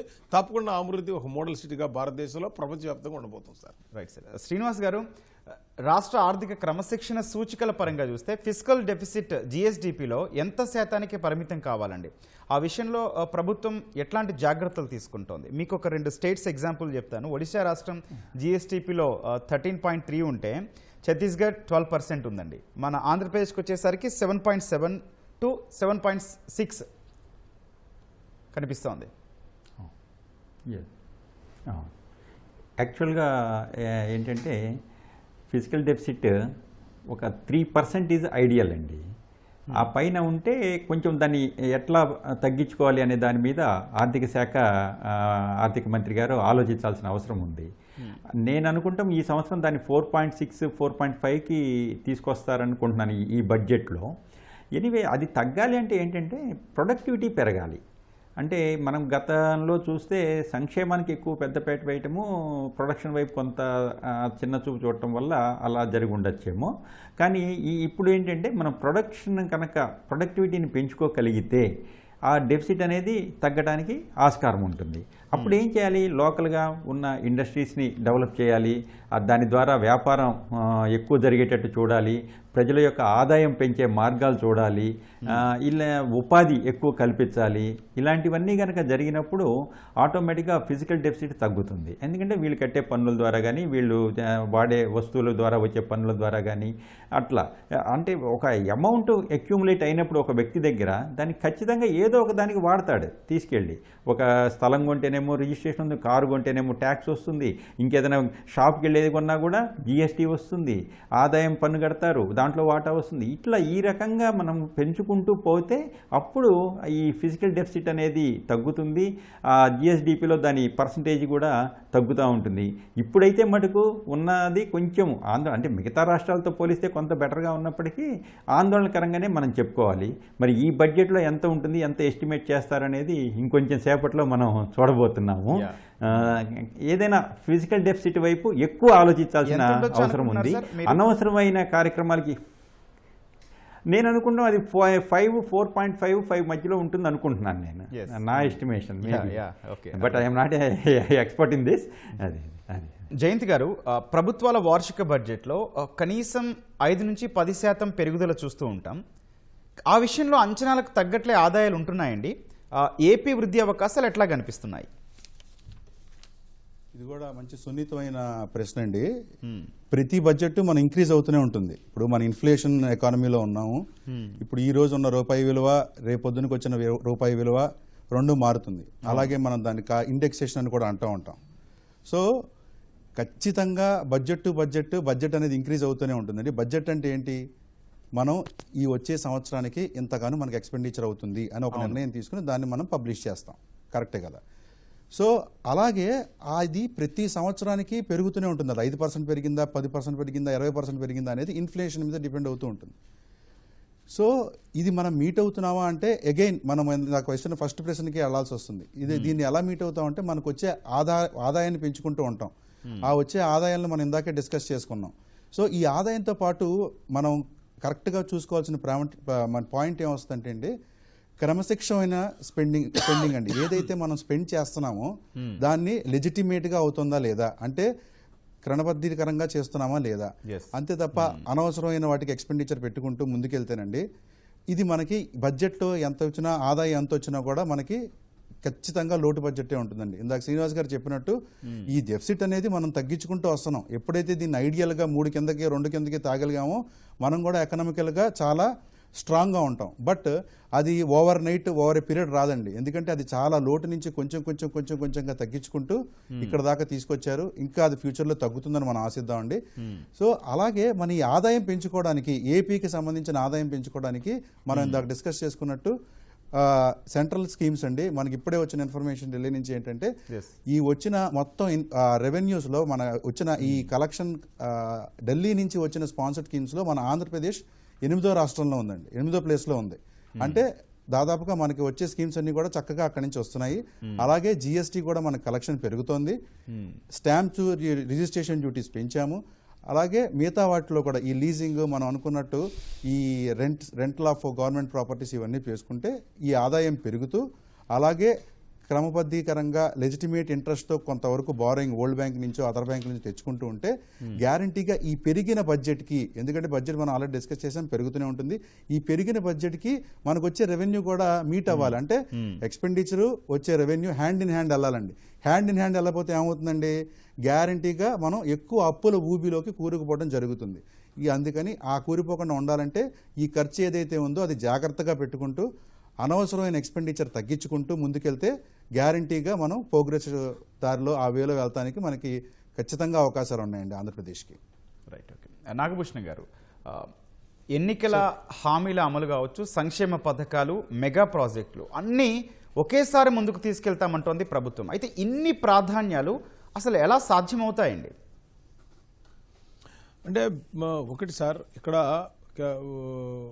కేంద్రంలో ఇవాళ మీరు కనుక చూస్తే మనం 4వ ఆర్థిక శక్తిగా ప్రపంచంలో అమెరికా, చైనా తర్వాత మన లండన్ తర్వాత మనం ఇవాళ రాగలం. జపాన్ క్రాస్ చేసి మనం వచ్చాం ఇవాళ 4వ ఆర్థిక శక్తి. అట్లాగే ఆంధ్రప్రదేశ్ వికసిత్ భారత్, వికసిత్ ఆంధ్ర భాగం అనగానే ఆంధ్రప్రదేశ్ని సపోర్ట్ చేయగలిగితే, ఎందుకంటే ఇక్కడ లాట్ ఆఫ్ ఆపర్చునిటీస్ ఉన్నాయి. ఇక్కడ ఒకటి 990 కిలోమీటర్లు మన కోస్తా ప్రాంతం, ఇక్కడ రొయ్యలు బాగా పండిస్తారు, చేపలు బాగా పండిస్తారు. అట్లాగే ప్యాడీ ఉన్నాయి, agriculture crops, commercial crops, cotton అవ్వచ్చు, టొబాకో అవ్వచ్చు, మిర్చి అవ్వచ్చు, ప్రపంచంలో టాప్లో మన ఆంధ్రప్రదేశ్ అనుకుంది. ఇవి కాక మనకి వాటర్, అన్ని నదులు కూడా, కృష్ణా నది మహారాష్ట్రలో పుట్టి మనకి ఎండ్ పాయింట్ వచ్చేదలికి విజయవాడ దగ్గరకు మనకు వస్తుంది. అదేవిధంగా గోదావరి నాసిక్ దగ్గర పుట్టి ఎండ్ పాయింట్ మనకు వస్తుంది. ఇక్కడ వాటర్ మనకు ఉంది. పక్కన ఉన్నటువంటి పెన్నా కూడా అంతే, అటు పక్కన వంశధార. ఈ వాటర్ను ఉపయోగించుకోగలిగి ఇక్కడ మెయిన్ ఏంటంటేనండి, మనకి ఈ డెవలప్మెంట్కి ఇప్పుడు తమిళనాడులో అనుకోండి అన్ని పార్టీలు ఏకమవుతాయి డెవలప్మెంట్ విషయంలో. ఇక్కడ మన ఆంధ్రప్రదేశ్లో ఏంటంటే ఏకం అవరు. అపోజిషన్ వాళ్ళు ఎంతసేపటికి దాన్ని చెడగొడదామా. ఇప్పుడు మీకు అమరావతి నుంచి సీడ్ యాక్సెస్ రోడ్ వేస్తుంటే 4 రైతులు అందులో ఉన్నారు, వైసీపీ వాళ్ళు ఉన్నారు. వాళ్ళు దాన్ని ఇవ్వకుండా అటు పెట్టి కూర్చున్నారు. సో అంటే వాళ్ళ చెప్పాలంటే వాళ్ళకి డెవలప్మెంట్ ఇంట్రెస్ట్ లేదు. వాళ్ళు కూడా చదువుకున్నాళ్ళంటే చదువుకున్నాళ్లే. ఈ రాష్ట్రం కోసం ఇవాళ మనం ఉంటాం, రేపు చనిపోతామండి. ఎంతోమంది స్వతంత్రం కోసం పోరాడి ప్రాణాలు త్యాగి తుపాకులకు పెట్టినటువంటి ఈ దేశం ఇవాళ స్వతంత్రం వచ్చి ఇవాళ హ్యాపీగా ఉన్నామంటే దానికి ఎవరితో త్యాగం చేసినాడు. ఇవాళ నువ్వు చిన్న నీ ల్యాండ్ నీకు ఇవ్వడానికి నీకు మంచి ఆపర్చునిటీ వస్తే, మామూలుగా అయితే అక్కడ రాజధానిలో 5 లక్షలు నుంచి 30 లక్షలు ఉండే ల్యాండు ఇవాళ 10 కోట్లు ఒక్కొక్క రైతుకు వస్తుందంటే ఎకరానికి. మరి ఎక్కడి నుంచి వచ్చిందండి? అమరావతి అక్కడ రావడం వల్లే. ఇప్పుడు అమరావతి డెవలప్ అయితే రాష్ట్రం మొత్తం కూడా డెవలప్ అవుతుంది. ఇవాళ మీరు కనుక చూస్తే రైల్వే ప్రాజెక్ట్స్కి 19,500 కోట్ల రూపాయలు ఆంధ్రప్రదేశ్లో వర్క్ జరుగుతున్నాయండి.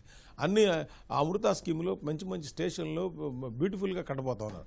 అదేవిధంగా నేషనల్ హైవేస్ ఇందాక చెప్పాను మీకు, అదేంటి బెంగళూరు నుంచి అమరావతికి కానీ ఇవన్నీ కూడా 1,20,000 కోట్లతో ఇవి జరుగుతూ ఉన్నాయి. ఈ యొక్క ప్రాజెక్ట్స్ అన్నీ కూడా సంక్షేమము అదేవిధంగా అభివృద్ధిని ఆంధ్ర రాష్ట్రంలో తీసుకురావటమే మోడీ గారు ఇక్కడ చంద్రబాబు నాయుడు ఉద్దేశం. మీరు చూడండి, మీరు ఢిల్లీ వెళితే చంద్రబాబు నాయుడు ఒక 10 ఫైల్స్ తీసుకెళ్తారు, 10 మంది మంత్రులను కలుస్తున్నారు. అక్కడ ఏమేం కావాలి, అక్కడ ఉన్నటువంటి ఎంపీలు కూడా.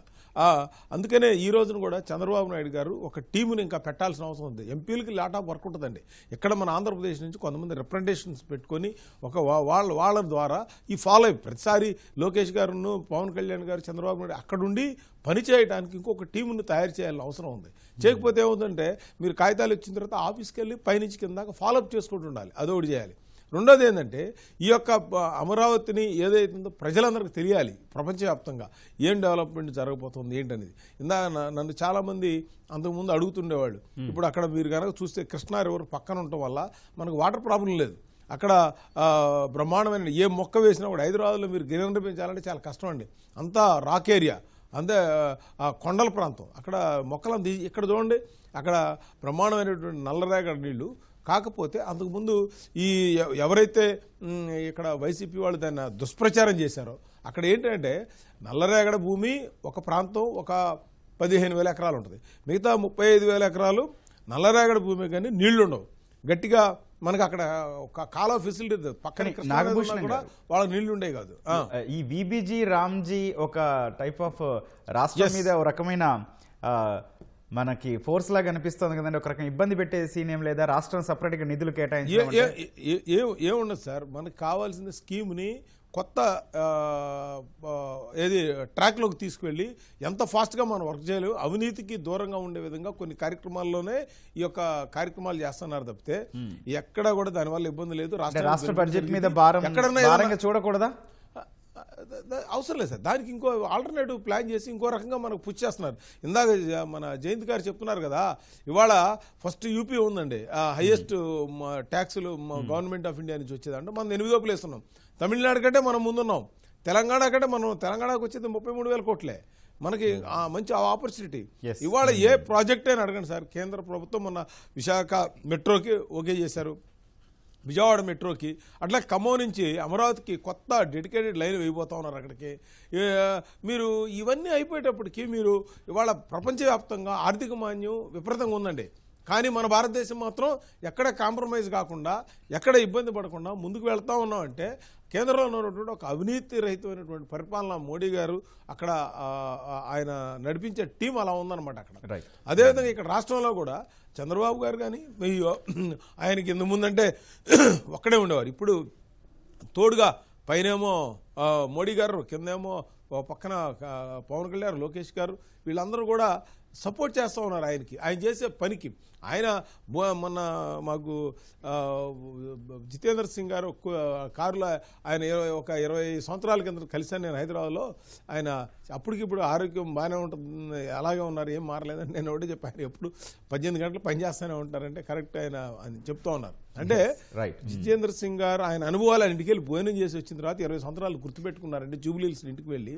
అంటే ఏ విధమైనటువంటి ఒక మనిషికి అటాచ్మెంట్, ఆ డెవలప్మెంట్ మీద నా అవగాహన. ఇవాళ కూటమి ప్రభుత్వం డబుల్ ఇంజిన్ సర్కారు త్రిబుల్ ఇంజిన్ స్పీడ్తో వెళుతుందండి. డబుల్ ఇంజిన్ సర్కార్ త్రిబుల్ ఇంజిన్ స్పీడ్తో వెళ్తా ఉంది. శ్రీనివాస్ గారు, ఇప్పుడు పారిశ్రామిక వాతావరణానికి ప్రోత్సాహం కోసం ప్రభుత్వం ఇస్తున్న రాయితీలు, భూ కేటాయింపులపైన కూడా కొంత చర్చ జరుగుతోంది. ఒక ఆర్థిక నిపుణులుగా మీరు చెప్పండి, ఎట్లా చూస్తారు మీరు వాటిని? ఈ భూ కేటాయింపులు వారికి ఇవ్వాల్సినటువంటి ఫెసిలిటీస్ ఇవ్వటంలో ఎలాంటి తప్పు లేదండి. ఎందుకంటే మనం ముందు ఇండస్ట్రీస్ని ఇన్వైట్ చేయాలి, చేస్తేనే కదా. అయితే ఆ ఇండస్ట్రీస్ నుంచి ఏపీకి ఏంటి ఉపయోగము అనేది మనం ప్రశ్నించుకోవాలి. సరే, పన్నులు కడతారు, దాని మీద వచ్చినాయి కొద్ది రోజులు ఏదో రాయితీలు ఇస్తారు, తర్వాత పన్నులు కట్టాల్సినవి కడతారు. కానీ ఇక్కడ ఎంప్లాయ్మెంట్ జనరేషన్ అవుతోందా? ఎంప్లాయ్మెంట్ జనరేషన్ అవ్వాలంటే ఏం చేయాలి? ఇప్పుడు జనరల్గా ఒక ఇండస్ట్రీ పెట్టినప్పుడు వారికి అవసరమైన వర్కర్స్ని కానీ లేకపోతే ఎంప్లాయీస్ని కానీ స్కిల్డ్ చూసుకుంటారు. వాళ్ళు ఎక్కడ అవైలబిలిటీ ఉంటే, మన రాష్ట్రం అనే కాదు, ఇప్పుడు మన రాష్ట్రం వాళ్ళు వెళ్ళి కర్ణాటకలో చేస్తున్నారు, తమిళనాడులో చేస్తున్నారు, తెలంగాణలో చేస్తున్నారు. అట్లనే ఆ ఇండస్ట్రీకి ఎక్కడి నుంచి అయితే వాళ్ళకి అవకాశం ఉంటుందో వాళ్ళని తెచ్చుకుంటారు. ఇప్పుడు గూగుల్ డేటా సెంటరే పెడుతున్నారు, తప్పులేదు. దాంట్లో ఒక 10,000 మందో 20,000 మందికో ఎంప్లాయ్మెంట్ కావాలి. వాళ్ళు ఆ స్కిల్డ్ పర్సన్స్ ఎక్కడ ఉన్నారో అక్కడ తెచ్చుకుంటారు. అయితే భూములు ఇచ్చి వాళ్ళని ఇన్వైట్ చేయడమే కాకుండా ప్రభుత్వం ఏం చేయాలంటే ఆ సెంటర్లో పనిచేయడానికి ఎటువంటి స్కిల్స్ కావాలో అటువంటి స్కిల్స్ని ఇక్కడ యూత్కి నేర్పించాలి. దానికోసం ఒక సపరేట్ వింగ్ పనిచేయాలి. అంటే ఆ సెంటర్లకే పని చేసేటువంటి స్కిల్స్ కనుక మన యూత్కి అలవాటు చేసి వాళ్ళని కనుక ట్రైన్ చేస్తే బయట రాష్ట్రాల నుంచి ఎందుకు తెచ్చుకుంటారు? మన రాష్ట్రంలో వాళ్ళకే సరిపోతుంది ఆ ఎంప్లాయ్మెంట్ మొత్తం కూడాను. అప్పుడు ఏమవుతుంది, దాని నుంచి మనకు ఇక్కడ ఉపాధి కలుగుతుంది, నైపుణ్యత పెరుగుతుంది, ఇక్కడ ఉన్న వాళ్ళకి అందరికీ జాబ్స్ వస్తాయి, వీళ్ళు ఇతర రాష్ట్రాలకు వెళ్ళాల్సిన అవసరం ఉండదు. అది ఆలోచించాలి. అంతేగాని నేను డాటా సెంటర్ తెచ్చాను, వాళ్ళకి ఉచితంగా భూములు ఇచ్చాము, లేకపోతే వాళ్ళకి ఉచితంగా వాటర్ ఇచ్చాము, పవర్ ఇచ్చాము, లేకపోతే ఇంట్రెస్ట్ సబ్సిడీస్ ఇచ్చాము, ఇది కాదు. దాని నుంచి ఇక్కడ మన యువతకి ఉపయోగం ఉందా, లేకపోతే వాళ్ళు బయట నుంచే తీసుకొచ్చేసేసి ఎంప్లాయ్మెంట్ క్రియేట్ చేసుకుంటున్నారా? చేస్తున్నప్పుడు మన వాళ్ళు ఏం చేయాలి అప్పుడు? సో వాళ్ళు చెప్పేది ఏమవుతుంది అప్పుడు, ఆ ఇండస్ట్రియలిస్టు మీ ఇక్కడ స్కిల్స్ లేదండి, ఇక్కడ యువతలో స్కిల్ లేదు. ఈ స్కిల్ లేనప్పుడు మనం ముందే ఎప్పుడైతే ఆ ఇండస్ట్రీకి మనము అవకాశం ఇచ్చామో ఆ ఇండస్ట్రీకి సంబంధించినటువంటి ఏమి కావాలో అది ఇక్కడ మనం నేర్పగలగాలి. నేర్పినప్పుడు ఆ 1000 మందో 2000 మందో 3000 మందికో ఆటోమేటిక్గా ఎంప్లాయ్మెంట్ వస్తుంది. అది డెవలప్మెంట్. అంతేగాని నేను భూములు ఇచ్చేసాను నాకు ఇండస్ట్రీ వచ్చిందంటే ఏంటి ఉపయోగం? అక్కడ వాళ్ళు ఏమి ట్యాక్సులు కట్టరు, పవర్ కట్టరు, లేకపోతే ఇంకోటి కట్టరు. కానీ ఉపాధి అనేది మెయిన్. ఆ ఉపాధిని మనము కల్పించగలగాలంటే ఇక్కడ యువతని ట్రైన్ చేయాలి. దాంట్లో పని చేయడానికి కావాల్సిన నైపుణ్యాన్ని మనం ఇక్కడ అందించగలగాలి. దానికి ఆ ఇండస్ట్రీకి ఎప్పుడైతే మనం పర్మిషన్ ఇచ్చామో ఆ రోజు నుంచే ఇది కూడా మొదలవ్వాలి. అది కంప్లీట్ అయ్యేసరికి వీళ్ళు స్ట్రైన్ అయిపోయి అక్కడ దాంట్లోకి వెళ్ళగలగాలి. ఆ టైపు ఆలోచించాలి. అది మటుకు ఇంత మటుకు ఏ ప్రభుత్వం ఆలోచించట్లేదు. ఈవెన్తో చంద్రబాబు నాయుడు గారు కూడా దాని గురించి ఆలోచించట్లేదు. ఇండస్ట్రీస్ తెస్తున్నారు, ఇన్వైట్ చేస్తున్నారు, ఎస్టాబ్లిష్ చేస్తున్నారు. కానీ దాంట్లో పనిచేసే వాళ్ళని మనం ఇక్కడ క్రియేట్ చేద్దాము అనే ఆలోచన వైపు వెళ్లాల్సిన అవసరం ఉందండి ఖచ్చితంగా. అంటే సార్, ఇప్పుడు భూమి కేటాయింపులు ఇవి ఇచ్చిన దగ్గర నుంచి ఫైనల్ ప్రోడక్ట్ రావడం కావచ్చు, లేదా అక్కడ యువతకి ఉద్యోగ ఉపాధి అవకాశాలు కావచ్చు, ఈ మధ్యలో స్పేస్ అంటే లిమిటెడ్ టైం ఉండాలా, లేదా మధ్యలో స్పేస్లో రెవెన్యూ ఎట్లా క్రియేట్ అవ్వాలి, దాని గురించి ఏం చెప్తారు సార్? అది ఇప్పుడు స్టార్టప్స్ అండి, దాని ప్రొడక్టివిటీ వచ్చిందాక మనకేమి ఇన్కమ్ రాదు కదా, ఎట్టి పరిస్థితిలో రాదు. దాన్ని అసలు మనం ఎస్టిమేషన్ కూడా చేయలేం. ఒక ఇండస్ట్రీకి పర్మిషన్ ఇచ్చామంటే అది 2 ఏళ్ళు 3 ఏళ్ళలో పడుతుంది. అదంతా పూర్తి అయ్యేసరికి ఆ ఇన్ఫ్రాస్ట్రక్చర్ అంతా వాళ్ళు డెవలప్ చేసుకుని వచ్చేసరికి అప్పుడు మనం రెవెన్యూని మనం ఇన్వైట్ చేయకూడదు దాని నుంచి ఎట్టి పరిస్థితిలో కూడా. ఆ గెస్టేషన్ పీరియడ్ వాళ్ళకు ఉంటుంది, ఖచ్చితంగా ఇవ్వాల్సిందే. నేననేది ఏంటంటే ఆ గెస్టేషన్ పీరియడ్లో మనము వాళ్ళు ఫుల్ ఫ్లెడ్జ్డ్గా అవకాశాలు ఇచ్చే టైంకి బయట నుంచి తీసుకురాకుండా ఆ యూత్ని మనమే ఇక్కడ స్కిల్ సెంటర్స్ ద్వారా డెవలప్ చేసి వాళ్ళకి అందించగలిగితే మన వాళ్ళకి ఉపయోగపడుతుంది, మన రాష్ట్రంలో ఉన్న స్టూడెంట్స్కి ఉపయోగపడుతుంది అనేది నా భావన. Right sir. అందుకని ఇన్వైట్ ఇన్కమ్ని మనం ఆలోచించకూడదు ఆ 2-3 ఏళ్ల పాటు. అది రాదు కూడాను. ప్రొడక్షన్ స్టార్ట్ అయితేనే కదా ఇన్కమ్ వచ్చేది. ప్రభుత్వం చేస్తుంది అదే అనుకోవచ్చా?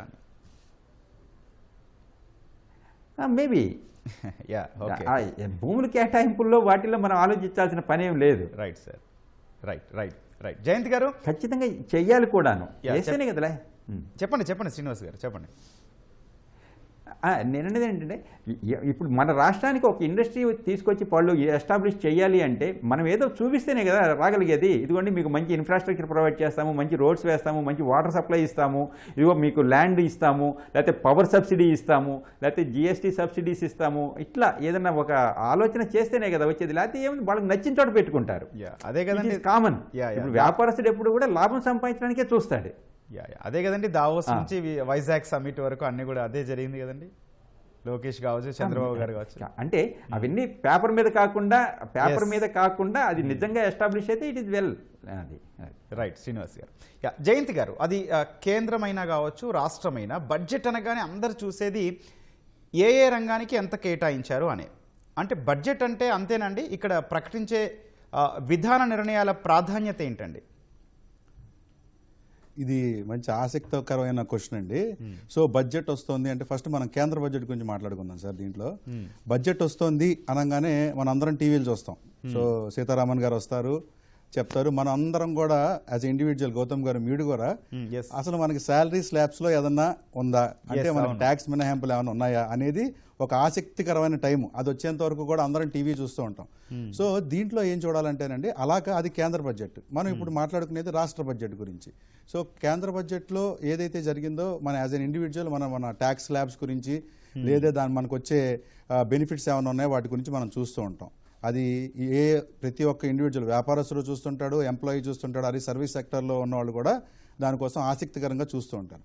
ఈ రాష్ట్ర బడ్జెట్కి వచ్చేసరికి మనకి ఎలా ఉంటుందంటే, ఎక్కడి నుంచి ఆదాయాలు వస్తున్నాయి, దాని వ్యయాలు ఎక్కడి నుంచి పెట్టాలి, అంటే మన బడ్జెట్ని ఎలా చేసుకుని అగ్రికల్చర్ ఓరియంటెడ్ బడ్జెట్ అనే, లేదంటే ఇండస్ట్రియల్ ఓరియంటెడ్ బడ్జెట్ అనే, లేదంటే యూత్ ఓరియంటెడ్ బడ్జెట్ అనే, లేకపోతే సెల్ఫ్ సస్టైనబిలిటీ ఓరియంటెడ్గా ఏదన్నా డెవలప్ చేస్తున్నామా అనే యాంగిల్స్ మనకి దీంట్లోకి స్మరణకు వస్తాయని ఇందాక మన శ్రీనివాస్ గారు చెప్పినట్టు.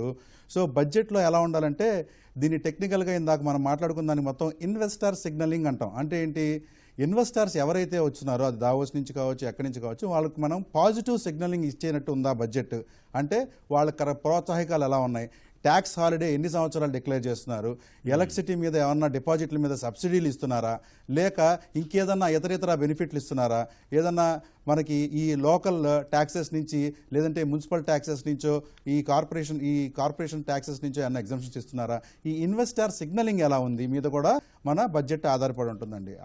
దాన్ని బట్టే వీళ్ళు రావటం కానీ చేసుకోవడం కానీ జరుగుతూ ఉంటుంది.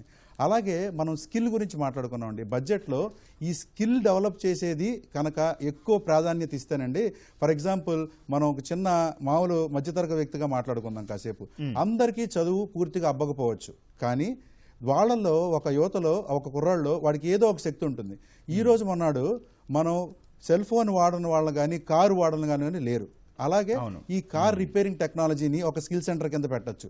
అందులో ఏదైతే చదువు మీద ఇంట్రెస్ట్ లేని వాళ్ళ పిల్లలందరినీ గ్యాదర్ చేసి ఆ కార్ మెకానిజం మీద ట్రైనింగ్ ఇవ్వచ్చు. సో దట్ వాళ్ళకి బాగా నెక్స్ట్ ఫ్యూచర్లో వాళ్ళకి మంచి ఉపయోగం ఉంటుంది. అలాగే సెల్ ఫోన్ టెక్నాలజీ, చేతిలో సెల్ ఫోన్ లేని వాళ్ళు లేరు, అలాగే 2-3 ఫోన్స్ ఉన్న వాళ్ళు కూడా ఉన్నారు.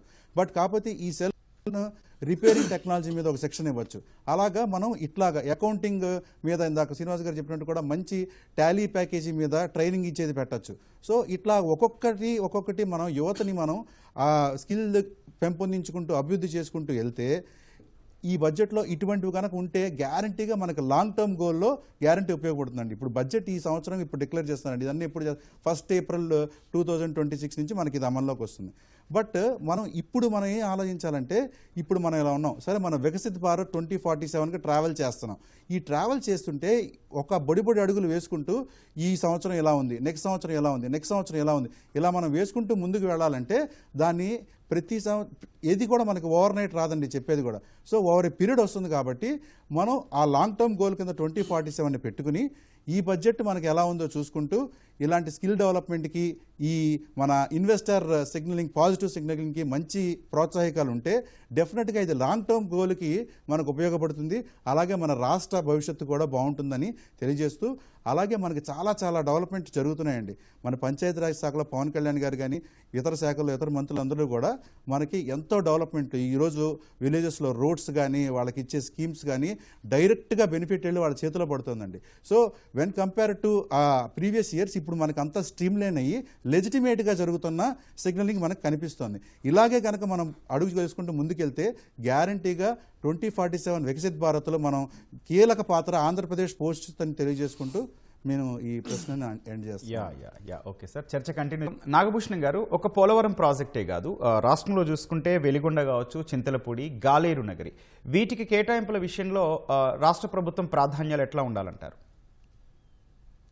ఇది చాలా మంచి క్వశ్చన్ వేశారు గౌతమ్ గారు. ఏంటంటే పోలవరం అనేది మనకి నాగార్జున సాగర్, కృష్ణా, గోదావరి మీద మెయిన్ ప్రాజెక్ట్స్.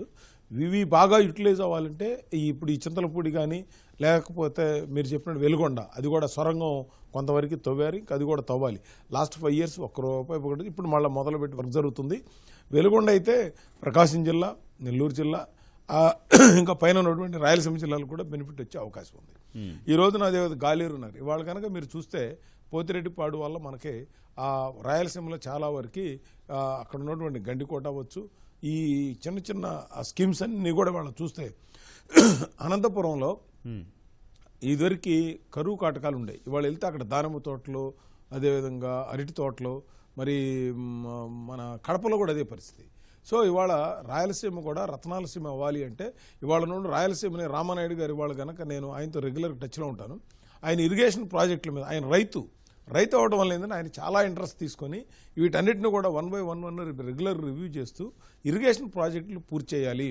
కేంద్ర ప్రభుత్వం చంద్రబాబు నాయుడు గారు ఎట్లాగూ ఈ పోలవరం ప్రాజెక్టుని ఏదైతే ఉందో ఆ మెయిన్ ప్రాజెక్ట్ పూర్తి చేస్తారు కాబట్టి ఆయన ఈ చిన్న చిన్న ప్రాజెక్టులు రెగ్యులర్గా టచ్లో ఉండి వాటిని పూర్తి చేయడానికి ఒక యాక్షన్ ప్లాన్ తయారు చేసి చంద్రబాబు నాయుడు గారితో కానీ మరి కేంద్రంతో కానీ ఆయన టైప్ చేసి జలశక్తి మిషన్తో దీన్ని పూర్తి చేయడానికి ఒక యాక్షన్ ప్లాన్ రెడీ అవుతుంది. మీరు 29కి వచ్చేటప్పటికి ఈ రాష్ట్రంలో సోలార్ మనం ఇప్పుడు గుజరాత్ను రాజస్థాన్ ఉంది, మనం టాప్ 1లోకి వెళ్ళబోతున్నాం సార్. ఏది సోలార్ కానీ విండ్ కానీ. అదేవిధంగా మీరు కనుక ఒకసారి ఈ మొన్న దావోస్ వెళ్ళినప్పుడు ఒక ప్రాజెక్టులన్నీ శంకుస్థాపనలకి లేకపోతే అగ్రిమెంట్లకి ఇవన్నీ కూడా చేయడం జరిగింది. 20 లక్షల కోట్లు మనకి ఇన్వెస్ట్మెంట్లు వస్తున్నాయంటే ఈ వైసీపీ ఉన్నటువంటి జగన్మోహన్ రెడ్డి ఈ రోజుకి మారకపోగా ఎగతాళి చేస్తాను. అతని మైండ్ సెట్ ఉంటుందో ఒక చిన్న నేను స్టోరీ చెప్పాలి. అతను ఏం చేస్తాడంటే మామూలుగా కోతి ఉందనుకోండి, కోతికి ఎదురుగా ఒక అట్టికాయ పెడతాడు, పక్కన ఒక ₹100 కాగితం ఇస్తాడు. జనరల్గా కోతులు ఏం చేస్తాయంటే ఆశపడి అట్టికాయ తీసుకుంటుంది. ఎందుకంటే ₹100తో ఒక గెల అట్టికాయలు కొనవచ్చున్న ఐడియా కూడా ఉండదు. అట్లాగే ప్రజలకి ఏదో ఒకటి మభ్యపెట్టి ఏదో ఒక అబద్ధాలు చెప్పి ఆయన డెవలప్ చేయడు, చేసే వాళ్ళని అడ్డుకుంటూ ఉంటాడు. అదే తెల్లారు లెగిస్తే పొలిటికల్ గేమ్ తప్పితే అసెంబ్లీకి వచ్చి మాట్లాడదాం, సమస్యల మీద పోరాడదాం. ఇప్పుడు మనం ప్రజాప్రతినిధిగా నీకు ఒక ఎమ్మెల్యేగా గెలిపించినప్పుడు ముందు ఎమ్మెల్యేగా మినిమం బాధ్యత నిర్వహించాలి. అందుకని మీరు చెప్పిన ఈ ప్రాజెక్టులు ఏవైతే ఉన్నాయో చాలా ఇంపార్టెంట్. అయ్యా ఎందుకంటే రాజు అనే వాళ్ళకి ఒకటి మాత్రం చెప్పాలి సార్, రాజు అనే వాళ్ళకి ప్రేమించే గుణం ఉండాలి, శిక్షించే గుణం ఉండాలి. ఈ రెండు లేకపోతే రాజ్యాన్ని పరిపాలించలేమండి. ఎందుకంటే లా అండ్ ఆర్డర్ మన కంట్రోల్లో ఉండదు. జాలిదాయ ఎక్కడి వరకు ఉండాలో అంతవరకు ఉండాలి. కానీ మీరు చరిత్ర చూడండి, రాముడు, రావణాసురుడు, మహాభారతంలో ఉన్నటువంటి చరిత్రలు చూస్తే యుద్ధాలు కూడా దేనికోసం చేశారంటే ధర్మాన్ని రక్షించడం కోసం. ఇవాళ ప్రజలు అర్థం చేసుకునే పరిస్థితి ఉంది. ఇంతకు ముందు దానికి ఇప్పుడు మీకు ఎగ్జాంపుల్ చెప్తున్నాను సార్. ఇవాళ మీ స్టూడియోలో రామోజీరావు గారు ఉన్నారు. ఆయన హైదరాబాద్లో అంత పెద్ద స్టూడియో కట్టి ఒక ఈటీవీని, ఒక పేపర్ని, ఒక మార్గదర్శిని, ఒక సిస్టమేటిక్ డెవలప్ చేశారు ఆర్గనైజేషన్. ఈ రాష్ట్రం కూడా ఒక ఆర్గనైజేషన్గా ఉండాలి అంటే కొంత మనం మొదట్లో ఇబ్బంది పడ్డా లాంగ్ రన్లో మన పిల్లల భవిష్యత్తు బాగుంటుంది. మీకు ఇవాళ చూడండి, ఫ్యూచర్లో అమెరికా వెళ్ళకుండా ఇక్కడే రావడానికి వస్తారు, ఇండియాలోనే ఉద్యోగం చేయాలనే ఫీలింగ్ వస్తారు. అమెరికాలో మీకు ఎంత డబ్బులు ఉన్నా ఒక పని వాళ్ళని పెట్టుకోవాలి, డ్రైవర్ పెట్టుకోవాలి, అంతా చేసుకోవాలి. కానీ అక్కడ డిసిప్లిన్ ఉన్నా కూడా ఫ్యూచర్లో మన ఆంధ్రప్రదేశ్ కానీ భారతదేశంలోనే మంచి ఎన్విరాన్మెంట్, చలికాలం బయట తిరగొచ్చు, ఎండాకాలం అయినా మనకి అక్కడే ఉందండి, సగం రోజులు మంచు ఉంటుంది అయినా. కానీ ఇవాళ మన ఆంధ్రప్రదేశ్, మన భారతదేశం ప్రపంచంలో నంబర్ 1 స్థానానికి వెళ్ళడానికి మంచి అవకాశం ఉంది. దీనికి అందరూ కూడా ప్రభుత్వాలకి మనం సపోర్ట్ చేయాలని నా చేతులెత్తి నమస్కరిస్తాం. రైట్ సార్, చర్చ కంటిన్యూ. శ్రీనివాస్ గారు, పంచాయతీ డెవలప్మెంట్ ఎట్లా ఉండాల్సిన అవసరం ఉందండి?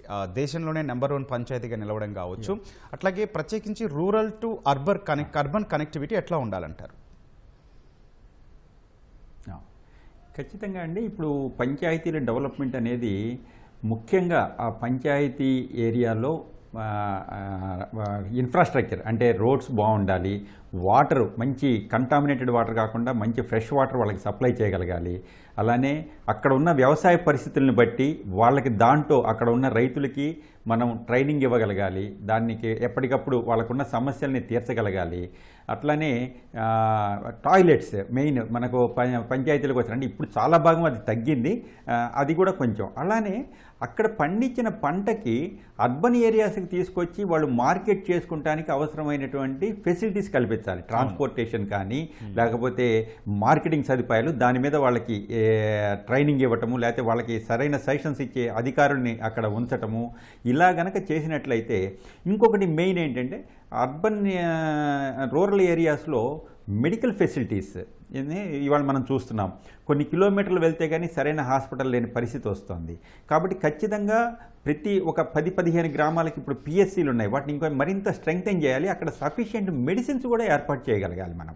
అంటే డాక్టర్ ఉంటాడు, అన్నీ ఉంటాయి, కానీ అక్కడ మెడిసిన్స్ ఉండవు. వాడు కొనుక్కోవాలంటే మళ్ళీ సిటీకి రావాలి, ఇది టైం వేస్ట్, చాలా మనీ వేస్ట్ అవుతుంది. కాబట్టి మెడిసిన్స్ కూడా ప్రొవైడ్ చేయగలగాలి. ఈ పరిస్థితి మనం చాలా పల్లెటూళ్ళలో మనం చూస్తున్నాం. డాక్టర్స్ ఉంటారు, హాస్పిటల్ ఉంటుంది, కానీ మెడిసిన్స్ అందుబాటులో ఉండవు. కాబట్టి అది పెట్టాలి. అలానే స్కూల్స్ కూడాను, ప్రైవేట్ స్కూల్స్ ఉంటున్నాయి, కానీ గవర్నమెంట్ స్కూల్స్ ఒక నిబద్ధతతో ఉండేటట్లుగా టీచర్స్ని కూడా పెట్టి గవర్నమెంట్ స్కూల్స్ని కూడా అక్కడ కనుక డెవలప్ చేస్తే మీరన్నట్లు ఉత్తమ పంచాయతీలుగా అవి వెళ్తాయి. ఇక అర్బన్కి వచ్చేసరికి ఏంటంటే అక్కడ కొంత స్టేజ్కి వెళ్ళిన వాళ్ళు ఎవరైనా సరే సిటీకి వచ్చేసేసి వాళ్ళ పిల్లల చదువులను ఇంకోటనో సిటీకి వచ్చి బతకడానికి చూస్తున్నారు. కాబట్టి ఆ సిటీ దాకా రాకుండా అక్కడే కనుక ఒక క్లస్టర్ ఏరియాస్ని క్రియేట్ చేసి అక్కడే ఆ సిటీలో ఉండే వాతావరణాన్ని కనుక మనం క్రియేట్ చేయగలిగితే ఆటోమేటిక్గా అర్బన్ వైపు చూడరు. అర్బన్ వైపు వచ్చేసరికి ఇక్కడ రేట్లు పెరిగిపోతున్నాయి, ఇన్వెస్ట్మెంట్ పెరిగిపోతుంది, వాళ్ళ చదువులు ఖర్చులు పెరిగిపోతున్నాయి. ఆ టైపు కాకుండా ఒక మండల కేంద్రాన్ని ఒక మోడల్ కేంద్రాలుగా కనుక తీర్చిదిద్ది అక్కడే అన్ని ఫెసిలిటీస్ కనుక కల్పిస్తూ ఉన్నట్లయితే ఖచ్చితంగా మనకు పంచాయతీలు బాగా డెవలప్ అవుతాయండి. అసలు గ్రామ స్వరాజ్యం అని మనం మొదటి నుంచి చదువుకుంటూనే ఉన్నాము, దాన్ని ఇప్పుడిప్పుడు కొంచెం మర్చిపోతున్నాం. కాబట్టి ఆ గ్రామ స్వరాజ్యం వైపుగా ప్రకటనలు ఉండాలి, అమలు ఉండాలి, దానికి బడ్జెట్ కూడా కేటాయించాలి. అప్పుడే మనకు ఉన్నది కూడా ఎక్కువ rural population, agriculture based population. కాబట్టి దాని వైపు మనం కనుక దృష్టి సారించినట్టయితే చక్కటి గ్రామాలు తయారవుతాయండి. అక్కడ నైపుణ్యం కోసం అంటే రైతులు ఉన్నారు, రైతులకి శిక్షణ, ఎట్లా ఏ పంటలు పండించాలి, వాళ్ళ వాతావరణానికి తగ్గట్టు అక్కడ ఉండే నీటి వసతిని బట్టి ఏ పంటలు పండించాలి, అలాంటి వాటిల్లో శిక్షణ కూడా చాలా అవసరం అవుతుంది. ప్రత్యేకించి గ్రామాల్లో ఎట్లా ఉండాలండి ఆ డెవలప్మెంట్ కావచ్చు, స్కిల్స్ కావచ్చు, అగ్రికల్చర్ సెక్టర్ కావచ్చు, మొత్తం అంతా. ఇప్పుడు ఏంటంటే గ్రామాలలో కూడా ఒక 10th క్లాసు అట్లా చదివిన ఆడపిల్లలు వాళ్ళని ఫర్దర్గా స్టడీస్కి పంపకుండా చాలా చోట్ల ఉంటున్నారండి. వాళ్ళకి అక్కడ లోకల్లోనే ఇప్పుడు ఈ ఉమెన్ డెవలప్మెంట్ కార్పొరేషన్స్ అవి ఉన్నాయి, వాటి ద్వారా ఒక కుట్టు శిక్షణా కేంద్రాలు పెట్టచ్చు, లేకపోతే అల్లికలు పెట్టచ్చు, గ్రామీణ కుటీర పరిశ్రమలు లాంటివి, అలాంటి వాటిని ప్రోత్సహించడం అనేది తగ్గింది. ఇప్పుడు వాటిని ఖచ్చితంగా ప్రోత్సహించాల్సిన అవసరం ఉంది. వాటి ద్వారా ఆ ప్రోత్సహించడం ద్వారా వాళ్ళకి ఎకానమీ డెవలప్ అవుతుంది ఆటోమేటిక్గా. అంటే దాన్ని తెచ్చి మార్కెటింగ్ చేసుకుంటారు, దాన్ని ఆ మార్కెటింగ్ ఫెసిలిటీస్ కూడా గవర్నమెంట్ కల్పించాల్సిన అవసరం ఉంది. ఈ మధ్యకాలంలో మా గుంటూరులో కూడా జరిగింది, ఇలాంటి గ్రామీణ ప్రాంతాల నుంచి తెచ్చి ఒక పెద్ద ఎగ్జిబిషన్ పెడితే చాలా పెద్ద వ్యాపారం జరిగింది అక్కడ.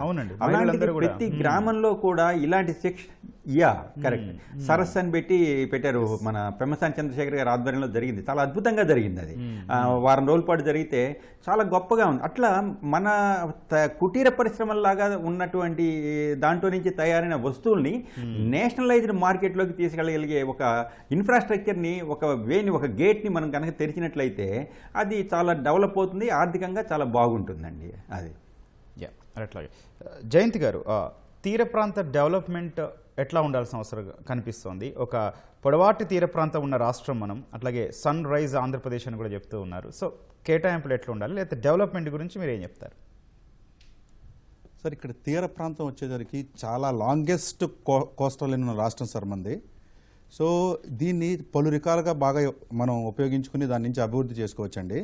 ఇప్పుడు మనకి ఇక్కడ మచిలీపట్నం పోర్టు శరవేగంగా డెవలప్మెంట్ అవుతుంది, అలాగే ఇంకొక 2 పోర్టులు ఆంధ్రప్రదేశ్లో శరవేగంగా డెవలప్ అవుతున్నాయి. వన్స్ ఒకసారి పోర్ట్స్ డెవలప్ అయితే మనకి ఆ చుట్టుపక్కల ఏరియా అంతా కూడా డెవలప్ అవుతుందండి. ఎలా డెవలప్ అవుతుంది? సో అక్కడ కస్టమ్ హౌస్ ఏజెంట్లని, అక్కడికక్కడ మనం ఈ షిప్పింగ్లో పనిచేసే కార్మికులు కావచ్చు, దీనికి అడ్మినిస్ట్రేటివ్ ప్రాసెస్లో ఉన్న ఇన్వాయిసింగ్ కానీ, bill of lading, what ever it may be, ఈ చేసే సంస్థలు, అట్లాగే మనకు అక్కడ ఈ నెగోషియేషన్స్, ఆర్బిట్రేషన్స్ చేసే సంస్థలు కూడా వస్తాయండి. అలాగే దీన్ని బట్టి ఆటోమేటిక్గా మనకి ఉపాధి పెరుగుతుంది. అలాగే మనకు అన్నిటికన్నా ఇంపార్టెంట్ అండి, ఇప్పుడు మన ఈ చీరాల బాపట్ల కోస్టల్ లైన్లో టూరిజంకి మంచి స్కోప్ ఉందండి. ఆల్రెడీ మన రాష్ట్ర ప్రభుత్వం దుర్గేష్ గారు కానీ ఆ నేతృత్వంలో చంద్రబాబు నాయుడు గారు, పవన్ కళ్యాణ్ గారు ఏమిచ్చారంటే, సో దీన్ని ఒక మంచి టూరిజం హబ్ లాగా, ఒక వర్కలా లాగా, ఒక గోవా లాగా ఈ టూరిస్ట్ కోస్టల్ లైన్ ఏదైతే ఉందో మనకి సీ కోస్టల్ లైన్ అయితే దాన్ని టూరిజంగా బాగా డెవలప్ చేస్తే గ్యారంటీగా మనకి ఫారిన్ టూరిస్టులు కూడా రావడానికి స్కోప్ ఉందండి. ఏవైతే ఈ కోస్టల్ బెల్ట్ బీచెస్ చాలా టూరిజంకి ఉపయోగపడేటట్టు ఉంటాయండి. సో ఇలాగే కస్టమ్స్ మనం పెంచుకోవచ్చండి, అలాగే ఈ టూరిజం కూడా డెవలప్ చేసుకోవచ్చు. ఇంత లాంగ్ కోస్టల్ లైన్ మనకి ఏ రాష్ట్రానికి ఇంత పెద్ద లైన్ లేదండి. తప్పకుండా ఈ రెండు కనుక ఉపయోగించుకుంటే ఈ రెండు ఛానల్స్లో గ్యారంటీగా మనకి రెవెన్యూ యాడ్ అవుతుందండి. మనం ఇందాక నుంచి మనం బడ్జెట్లో ఏం మాట్లాడుకుంటున్నాం అంటే మనకు బడ్జెట్ ఎంత ఉంది, కానీ మనకి మన వనరులు రావడానికి మన ఇన్కమ్ ఏదంటే ఈ రెండు మనకి పోర్ట్లు కూడా మంచి ఛానల్ ఆఫ్ రెవెన్యూ అండి, టూరిజం కూడా మంచి ఛానల్ అండి. ఇప్పుడు కొన్ని దేశాలు ఉన్నాయి, వియత్నాం తీసుకోవచ్చు, బ్యాంకాక్ తీసుకోవచ్చు, వీటికి వేరే సంస్థలు కానీ అక్కడ మ్యానుఫ్యాక్చరింగ్ సర్వీస్ ఏం లేదండి. వాడికి కేవలం ఒక టూరిజం మీదే అంత పెద్ద నిర్మాణాలు, అంత పెద్ద నిర్మాతంగా బిల్డింగ్లు కానీ ఆ గవర్నెన్స్ కానీ ఓన్లీ టూరిజం మీద నడుపుతున్నాయి. టూరిజం మీద అంత ఇన్కమ్ ఉందండి. సో ఆ ఇన్కమ్ మనకు కొంచెం దేవాలయాలలో అలా డెవలప్ అయింది, కానీ ఆంధ్రప్రదేశ్ ఈ టూరిజం యాంగిల్లో మనం ఈ కోస్టల్ లైన్ కనుక ఉపయోగించుకుంటే డెఫినెట్గా దానికి మనకి రెవెన్యూ బేస్డ్గా మనకి బాగా ఉపయోగపడుతుంది డౌన్ ది లైన్. అలాగే మన రాష్ట్రం కూడా అడుగులేస్తుందండి. నెక్స్ట్ మనం లాస్ట్ బడ్జెట్లో టూరిజంకి వచ్చిన ఎలకేషన్ కానీ ఇప్పుడు కూడా మనం చూడబోతున్నాం. గ్యారంటీగా మెజారిటీ పార్ట్ టూరిజానికి ఎలకేట్ అవుతుందని మేము భావిస్తున్నాం అండి. డెఫినెట్గా ఈ రెండు ఛానల్స్లో మనకి ఉంటుందండి. గౌతమ్ గారు, నాగభూషణ్ గారు కంటిన్యూ చెప్పండి. సార్ ఏం లేదు సార్, మనం ఇందాక అర్బనైజేషన్ గ్రామీణ గురించి మాట్లాడుతున్నాం కదా. అవును. మనకి ఇప్పుడు జనాలకు ఎలా ఉందంటే, గ్రామాల్లో ఉంటే ఇవాళ ప్రభుత్వం, కేంద్ర రాష్ట్ర ప్రభుత్వాలు చేయాల్సినటువంటి మెయిన్ ఏంటంటే, గ్రామాల్లో ఉంటే ఆదాయం, ఆరోగ్యం, ఆనందం ఉంటుంది అనేది మనం జనాల్లో ఫోకస్ చేయాల్సిన అవసరం ఉందండి. ఇవాళ గ్రామాల్లో వ్యవసాయం చేస్తుంటే పరిస్థితి ఎలా ఉందంటే, అంటే ఇప్పుడు ఎక్కువగా అర్బనైజేషన్ అని చెప్పి ఆ పక్కన గ్రామాలు కూడా మున్సిపాలిటీలు కలపడం వల్ల గ్రామీణ వాతావరణం పోయి అక్కడ ల్యాండ్ వాల్యూస్ పెరగడం, పొలాల్లో వ్యవసాయం అనేసి ప్లాట్లు వేసి అమ్మేస్తున్నారండి. That is the number 1 problem. ఇంకొకటి ఏంటంటే, ఈ మనకి గ్రామాల్లో మీరు కనుక ఒకప్పుడు కనుక చూస్తే ప్రశాంతంగా ఉండేదండి వాతావరణం. ఏది ఈ రాను ఈ యొక్క మనీ మీద ఎక్కువ ఫోకస్ పెట్టారో అక్కడ ఆనందం పోయింది. సుఖంగా ఉండటం అంటేనేమో, నా ఉద్దేశం నేను అందరికీ ఒకటే చెప్తాను, సుఖం అంటేనేమో స్విగ్గీలో ఆర్డర్ చేసుకొని ఫుడ్ తింటామండి. ఆనందం అంటేనేమో మన అమ్మ, భార్య లేకపోతే చెల్లెలో ఇంట్లో వండి పెడితే మామిడికాయ పచ్చడైనా అది దాంట్లో ఉన్నది ఆనందం అండి. ఇక్కడ ఈ తేడా కనుక తెలియకపోతే ఫ్యూచర్ జనరేషన్కి మీరు ఒకసారి అబ్జర్వ్ చేస్తే, ఇవాళ ఉన్నటువంటి 45, 55, 60 ఏళ్ళ ఆడవాళ్ళు ఇవాళ 70% గ్రామాల్లో ఒక మల్లెపూలు కోయాలన్నా, బెండకాయలు కోయాలన్నా, వంకాయలు కోయాలన్నా, ఏ కూరగాయ కోయాలన్నా స్విగ్గీ, జొమాటో లాంటివి కావాలి, అట్లాగే ఆవకాయ అన్నం కూడా కావాలి కదండి.